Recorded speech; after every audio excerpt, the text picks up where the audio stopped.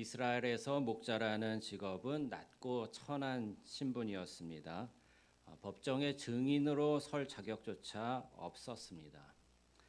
그날 밤 목자들은 양떼를 지키며 무엇을 느끼고 있었을까요? 하루 동안 사람들로부터 받은 무시와 멸시의 시선에 상한 마음이었을지도 모르겠습니다. 적막하고 추운 밤 모닥불에 몸을 녹이며 반짝이는 별을 바라보면서 상한 마음을 달래고 있었을 것 같습니다. 오늘날에도 현대 목자들이 있습니다. 가난하고 상한 마음을 가진 자들이죠. 아이들 가운데에는 학교 성적이 좋지 못해서 친구들 사이에 소외되는 학생 목자가 있을 수 있겠고요. 또 과중한 업무에 시달리면서 상사에게 혼나는 직장인 목자, 몸이 아파도 누가 돌보아 줄 사람이 없는 홀로 사시는 노년의 목자, 가정에서 찬밥 신세인 가장 목자, 이 모두가 현대판 목자라고 할 수 있을 것 같습니다. 예수님의 탄생은 바로 이런 우리에게 찾아온 사건입니다. 오늘 본문 첫 두 절은 이렇게 시작합니다. 다시 한번 읽어보시죠. 8절과 9절입니다. 그 지역의 목자들이 밤에 밖에서 자기 양떼를 지키더니 주의 사자가 곁에 서고 주의 영광이 그들을 두루 비춤에 크게 무서워하는지라. 아멘. 하나님은 메시아의 탄생을 알리는 천사들을 이 땅에 보내시는데요. 가장 먼저 누구에게 보내시느냐? 목자들에게 보내셨어요. 왜 하필 목자들이었을까 생각해 보게 되는 거예요. 예루살렘 성전의 대제사장이 아니라, 이스라엘의 선생인 율법학자들이 아니라, 세상에 가장 하찮게 여기던 목자들에게 가장 먼저 찾아오십니다. 구약시대 하나님의 영광은 성막과 성전에만 임했었어요. 그런데 이제 그 영광이 목자들의 들판에 임합니다. 가장 비천한 곳에 임합니다. 하나님은 사람을 차별하지 않으시기 때문입니다. 목자들은 세상 사람들의 무시와 차별의 마음이 지쳤어요. 그들의 무례함에 상한 마음이 되었습니다. 하지만 무례함은 세상의 방식이지 하나님의 방식이 아닙니다. 하나님은 가장 낮은 사람을 가장 존귀히 여기시는 줄 믿습니다. 그러므로 우리가 무시하거나 무례하게 대해도 괜찮은 사람이 세상에 있을까요? 없을까요? 아무도 없는 거예요. 오늘 본문 10절을 다시 한번 보시죠. 천사가 이르되 무서워하지 말라. 보라, 내가 온 백성에게 미칠 큰 기쁨의 좋은 소식을 너희에게 전하노라. 예수님이 태어나실 당시에 세상의 주인은 로마 황제 아우구스투스였습니다. 튀르키예에서 발견된 고대 비문에는 아우구스투스에 대해서 이렇게 적혀 있었어요. 신이 우리에게 구주를 보내셨으니 그의 탄생일은 세상을 위한 복음의 시작이라. 신이 누구예요 여기서? 아우구스투스. 고대 비문에서 아우구스투스를 일컬어서 신이라고 하고 구주라고 하고, 그가 이 세상에 탄생한 날이 세상을 위한 복음이다라고 선언하고 있는 것입니다. 로마 사람들은요, 황제가 칼과 창으로 정복하여 만든 로마의 평화를 찬양했던 거예요. 하지만 그 평화는 짓밟힌 자들의 피눈물 위에 세워진 평화였던 것입니다. 바로 그러한 때에 목자들에게 하나님의 천사가 나타나서 로마의 평화와는 완전히 다른 구세주와 복음을 선포한 것입니다. 칼이 아니라 강보에 쌓인 아기 구세주, 화려한 왕궁이 아니라 냄새나는 마구간의 아기 왕의 탄생을 알린 것입니다. 세상은 힘으로 억압하여 만든 평화를 외칠 때 하나님은 아무 힘이 없는 가장 연약한 아기로 세상에 태어나 진정한 평화가 무엇인지 알려주고 계신 거예요. 여러분은 오늘 어떤 평화를 찾고 계십니까? 로마 황제의 평화입니까? 아니면 예수 그리스도의 평화입니까? 본문 11절을 함께 보시겠습니다. 오늘 다윗의 동네에 너희를 위하여 구주가 나셨으니 곧 그리스도 주시니라. 아멘. 여기서 예수님의 세 가지 칭호가 나와요. 첫 번째는 무엇이죠? 구주입니다. 정치적 해방을 초월한 영적인 구원자를 뜻하는 거예요. 두 번째는 그리스도입니다. 이스라엘이 기다리던 기름 부음 받은 왕을 의미합니다. 세 번째는 주입니다. 신적 권위를 지닌 만물의 주권자를 의미하는 것입니다. 예수님은 어떤 분이신 거예요? 영적인 구원을 주시는 기름 부음 받은 왕이요, 또 세상의 주권자이시라는 거예요. 그런데 이 높으신 왕이 어디에 계십니까? 짐승의 먹이통인 구유에 누이셨어요. 왕이 오셨는데 그 모습이 너무 초라한 거예요. 그런데 이것이 표적인 것입니다. 가장 낮은 자들의 위화감 없이 다가갈 수 있는 모습으로 오신 거예요. 갓 태어난 아기를 여러분 상상해 보시죠. 아기에게 무서워서 다가가지 못할 분들 계십니까 혹시? 없죠. 신기하고 귀엽고 예뻐서 조심스럽게 손가락, 발가락 만져볼 수 있고요. 머리를 쓰다듬고 할 수가 있죠. 품에 안아볼 수도 있겠죠. 만일 예수님이 왕궁에서 태어나셨다면 목자와 같이 비천한 자들은 감히 그 왕궁에 출입할 수도 없었을 것입니다. 하지만 예수님은 들판에 비천한 목자들로 찾아와 경배할 수 있게 허름한 마구간의 구유에 누인 아기로 오셨던 거예요. 세계적인 석학이자 하버드 대학 교수였던 헨리 나우에는 어느 날 갑자기 교수직을 내려놓습니다.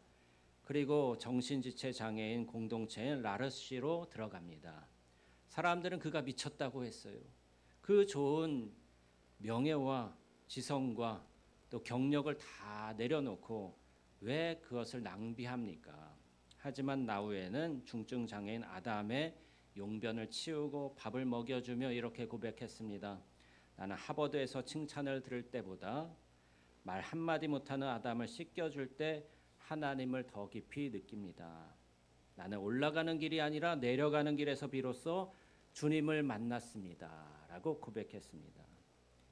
이것이 우리를 찾아오신 예수님의 신비죠. 우리는 자꾸만 높아지고 싶어하고 더 화려한 곳으로 가려고 합니다. 하지만 하나님은 낮은 곳으로 내려와서 우리를 만나 주시는 거예요. 구유는 하나님을 가장 가까이에서 만날 수 있는 지성소인 줄 믿습니다. 오늘 우리가 내려가야 할 자리는 어디일까요? 높은 마음으로는 주님을 만날 수 없을 것입니다. 하지만 낮은 마음으로 내려갈 때에 그곳에 주님이 계심을 발견할 수 있을 것입니다. 내려오시는 주님의 겸손을 빌립보서 2장 6절 이하에 이렇게 말씀하고 있어요. 그는 근본 하나님의 본체시나 하나님과 동등됨을 취할 것으로 여기지 아니하시고 오직 자기를 비워 종의 형체를 가지사 사람들과 같이 되셨고 사람의 모양으로 나타나사 자기를 낮추시고 죽기까지 복종하셨으니 곧 십자가에 죽으심이라. 아멘. 예수님은 가장 높으신 하나님과 동등한 분이세요. 그런데 자기를 비워서 하나님과 동등됨을 취할 것으로 여기지 아니하시고 종의 형체를 가지셔서 사람과 같이 되셨다. 우리도 어린아이일 때 있었잖아요. 갓 태어났을 때 있었잖아요. 그때 우리가 세상도 알아보지 못하고 엄마와 나를 또 구분도 못하고 아무런 그런 힘도 없는 그런 연약한 존재로 태어나지 않습니까? 근데 예수님도 그렇게 동일하게 태어나신 것이죠. 그리고 사람으로 모양으로 나타나시고 자기를 낮추시고 죽기까지 복종하시고 십자가에 달려 죽으셨습니다. 진정한 평화는 강한 자가 약한 자를 눌러서 만드는 평화가 아닙니다. 오히려 높으신 주님이 스스로를 비우고 가장 낮아지셔서 이루시는 평화가 진짜 평화인 줄 믿습니다. 본문 13절 14절을 함께 보겠습니다. 호련히 수많은 천군이 그 천사와 함께 하나님을 찬송하여 이르되 지극히 높은 곳에서는 하나님께 영광이요 땅에서는 하나님이 기뻐하신 사람들 중에 평화로다 하니라. 아멘. 천군은 뭐예요? 하나님의 천군? 군대죠. 네. 그런데 그들은 칼을 휘두르지 않고 찬송을 부릅니다. 종말론적인 승리가 이미 아기의 탄생으로 확정되었음을 선포하는 거예요. 수직적인 차원으로 지극히 높은 곳에서는 하나님께 영광이요 수평적 차원으로는 땅에서는 평화라고 말씀하고 있습니다. 이것은 주님이 오심으로 하나님과 단절되었던 관계가 회복되는 것이고요. 그 결과 사람과 사람 사이의 관계도 회복됨을 선포하는 거예요. 여러분, 하나님과 화평하시기 바랍니다. 하나님과 화평을 이루고 하나님과 교제하게 되면 옆 사람과도 화평하게 되는 거예요. 눈에 보이지 않는 하나님을 사랑한다고 하면서 눈에 보이는 사람을 사랑하지 않는다면 그것은 위선이라는 거예요. 그래서 우리가 정말로 하나님을 믿고 하나님과 관계가 회복되었는가 어떻게 확인할 수 있겠어요? 우리가 모든 사람들과 화평하게 지내는가, 그것을 보고서 우리가 확인이 되는 거예요. 14절에 하나님이 기뻐하신 사람들이라고 나오는데 누구를 말할까요? 바로 은혜를 입은 자들을 말하는 것이죠. 하나님이 내려오셔서 주신 이 평화를 누리는 사람들은 하나님의 은혜를 받아들이는 겸손한 사람들입니다. 마음이 높은 사람들, 예루살렘 성전의 대제사장들이나 율법학자들이나 헤롯 왕과 같이 교만한 이들은 하나님의 은혜를 받아들이지 않았습니다.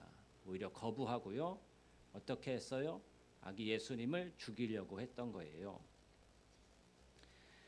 하지만 하나님의 은혜를 입은 겸손한 마음의 목자들, 동방박사와 같은 이들은 하나님이 기뻐하시는 자들입니다. 이들이 주님이 주시는 평화를 누리게 되는 것이죠. 천사가 전해준 소식을 들은 목자들의 반응이 20절에 나오는데 우리 20절 함께 읽어보겠습니다. 시작. 목자들은 자기들에게 이르던 바와 같이 듣고 본 그 모든 것으로 인하여 하나님께 영광을 돌리고 찬송하며 돌아가니라.